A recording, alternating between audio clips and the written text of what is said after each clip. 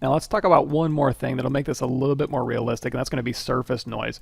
So right now I'm getting a little bit of an alias look. If I hit Control D, that's going to give me a subdivision here. So I just added this. This was originally a Dynamesh. If I go into solo mode here, you're going to see that it's just, I inflated it and then kind of dug it back so that the meat kind of showed through. But I can hit Control D to subdivide it, or I can just crank up the resolution and add more resolution there.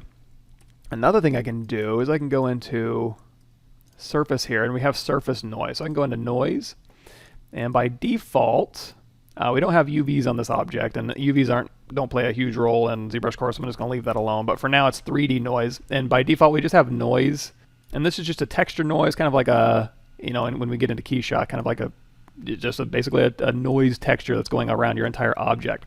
So you kind of have a noisemaker window you can kind of navigate, and it's the same navigation as in ZBrush here.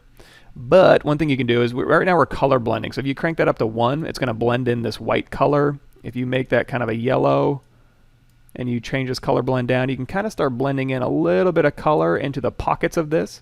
You can also go in here and change the profile of this curve to give you a little bit more control over how it affects your surface.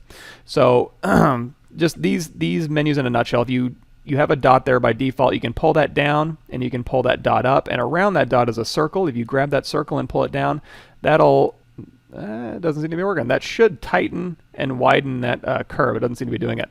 Another thing you can do is pull that dot out and then back, and that'll give it a sharp curve. If you pull it out and back again, it'll give it a round curve. So it'll kind of do a soft fall off or a sharp fall off. You can also add more dots just by clicking and dragging.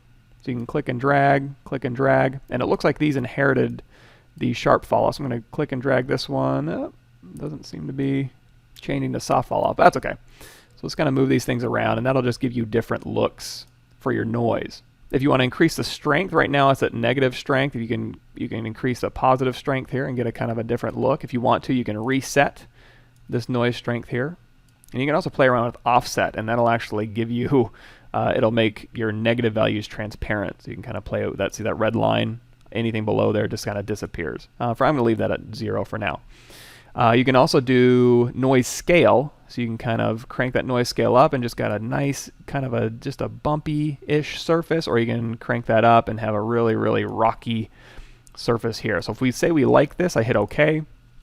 And now our apple is super bumpy. Now, probably this bumpiness I would do on this interior. So let's go ahead and do it. I'm going to Alt-tap this one, and we're going to go to Noise. And I'm going to go to, if you click Noise Plug, that's going to go to a noise plugin, which we're going to get to in a second. You can also do Lightbox Noisemaker. That'll go to your Lightbox noise, and you can just load in noise from here. So these are pre-made noises that Pixelogic's made for you already, so you can just go through here and choose one of these things. Let's do like Noise 31, just double click that. It goes ahead and applies those noise properties. If I want to look at them, you can go into Edit, and now we're editing these noise properties.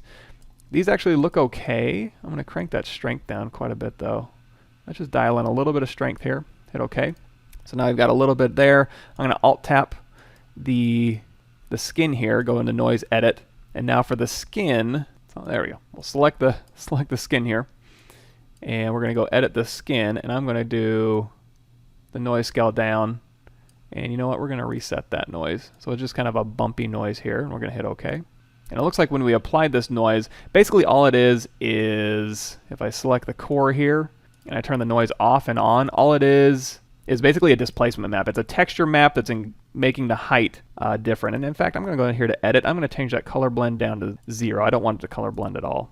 There we go. So we got our color back. If I want to actually apply that to my mesh, I have to hit Apply to Mesh, and that will make that noise go to my mesh here. Now you can see it kind of inflated it a little bit. I'm going to go back into Edit, and I'm just going to bring these curves down a little bit.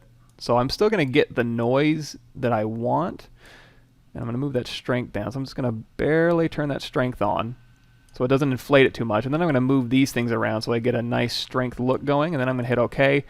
And now when I apply that to the mesh, it's not going to inflate my mesh, but it will apply that noise. Now, if you have a very detailed noise, like let's select our skin here by Alt-tapping. I'm going to go to Surface Noise, turn that on, and I've got like a very slight bump here. If I apply that to my mesh, it looks really nice now.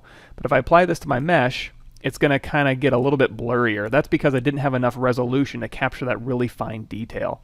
So if I undo that, you can just have noise on in BPR render, and it'll render that really nice high quality noise as a texture. Or if you want to apply it to your mesh, you can do apply to mesh. Just realize you'll have to have enough mesh resolution for that to turn up correctly.